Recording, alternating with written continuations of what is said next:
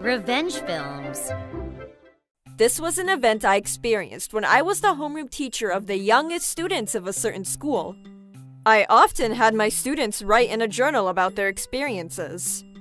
That way, I could know what they would be doing at home after school, or what they were up to during the weekends. It was really fun to read the memoirs of young children and see them grow up. Such was my class, and there was once a girl I was worried about. Her name was Sophia. Her current parents had just recently gotten married, but I was worried because she'd lost her usual energy ever since. It also seemed her clothes were in much worse shape compared to before, and I was worried that her laundry wasn't being done properly. I was quite concerned for her, so I had a go at contacting Sophia's mother. "Excuse me, but has something changed in Sophia's environment recently? I've been worried about her, since she seems to have lost her usual energy." And then the woman replied, "Nope, nothing. There aren't any problems here," before she quickly hung up. I mean, of course I'd get even more concerned, but if I pestered any longer, I could potentially be reported. That was why I thought I would find out what was going on once I read little Sophia's journal. Then came submission day. "All right, everyone, did you bring your journals today?" Yeah! "All right then, bring them to me one by one, please." Okay! My students were lining up to hand in their journals when little Sophia's turn came. Are you really gonna read it, teacher? "Of course! I can't wait to find out what you wrote down, Sophia." I accepted her journal as I said so. Then morning classes came and went, and I promptly went to check her journal once recess started. Then, I was stunned. What the hell? Her drawing showed a crying Sophia being physically abused by her mother. Sitting next to them and watching was her father. Plus, both of them had monstrous faces that were laughing. It was a horrifying picture, and there was a message in Sophia's hand. Help me. It hurts. Every day. It was in a dialogue bubble that hovered over the heart-wrenching drawing. "This? You don't mean..." I immediately called for Sophia from the announcement booth in the teacher's lounge. I told the school nurse everything, and we tended to little Sophia together. I asked the poor little girl, "Sophia, the nurse and I are gonna have a look at your body. Is that okay?" Yeah. She was still wearing long sleeves, even though summer was just around the corner. I helped her slowly take off her clothes. Then, the nurse and I stood dead still, horrified at the sight we beheld. Monstrous is a dangerous understatement. Yeah, indeed. I can't believe someone would go this far to a child. We didn't see any bruises on her skin we could see, but under those clothes were countless scars, new and old, severe enough to make the skin an unnatural color. I hugged little Sophia hard in my arms. I started to cry over the brutality of this reality, so I tried my hardest to wipe them away without little Sophia seeing them. "You told me about this, Sophia. I'm so proud of you. You're so strong. Such a small child, with no escape from her parents' brutality. Went about and found a way to tell me how she must have racked her brain. The courage she must have had. I couldn't stop crying thinking about this. As for little Sophia, perhaps she was forbidden to cry and to speak at all, but she just sat there, staring. The fact that such a lively child lost her emotion to that extent is insane. I could imagine how merciless every day seemed to be. Should we inform the police about this?" the school nurse asked me, and I answered, "Of course. Let's also contact the Child Consultation Center." I told my class's sub-homeroom teacher the whole story, and asked her to be in charge of the afternoon's classes. I then paid a visit to little Sophia's home, with an official from the Child Consultation Center. We found the house in complete ruin. We rang the doorbell, but no one answered. However, the door was open.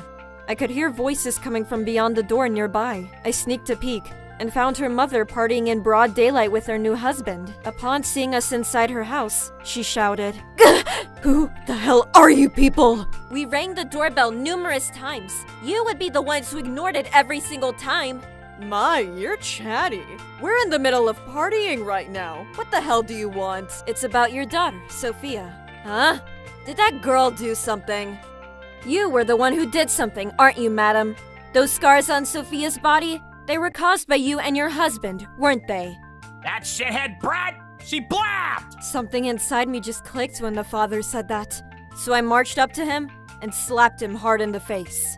"Shithead brat! Such as you and your wife, goddammit! To abuse such a young child often enough to give her new scars before her old ones fade away? Both of you are human scumbags! The frick you say, bitch? The father barreled forward to strike me, but the official who'd come along with me stopped him. Both of you will now spend lots of quality time with us at the Child Consultation Center and the police. Be prepared! The police! The couple broke down as soon as they heard the police mentioned. They were taken away in a police car soon thereafter. Later, investigations revealed that Sophia's mother was completely head over heels over her new husband, who was younger than her. Her actions toward her daughter began when she beheld him physically abuse her. Laughing together with her husband as they did horrible things to their daughter gave her such a sense of happiness, she confessed. Furthermore, Sophia wasn't given enough to eat to her heart's content, and they didn't wash her clothes, so she had to continue wearing the same dirty clothes in order. The father yelled, She isn't even my child! I'm not a part of this! I am innocent! Even the mother said, "It was all because of her that I couldn't be happy. If she just disappeared from my life, I'd be so happy right now." Needless to say, they were found guilty and were sentenced to imprisonment without parole. The possibility of going to prison seemed to have slipped the mother's mind, and now, of all times, she said, "You're kidding, right? I'll change. I swear, I don't want to go to prison. Oh, no, no, no, no." But the couple were apparently thrown in quite the strict facility. To be honest, I began to think slime rags like them never deserved to be out in society ever again. As for little Sophia, our school did a background check of her close relatives. We discovered her grandparents living in some land in the country who'd broke ties with their daughter. We decided to have a crack at contacting them. In the event they declined the offer to accept her, that would automatically mean she'd be put in a children's home. But they rushed to see her once they heard of everything.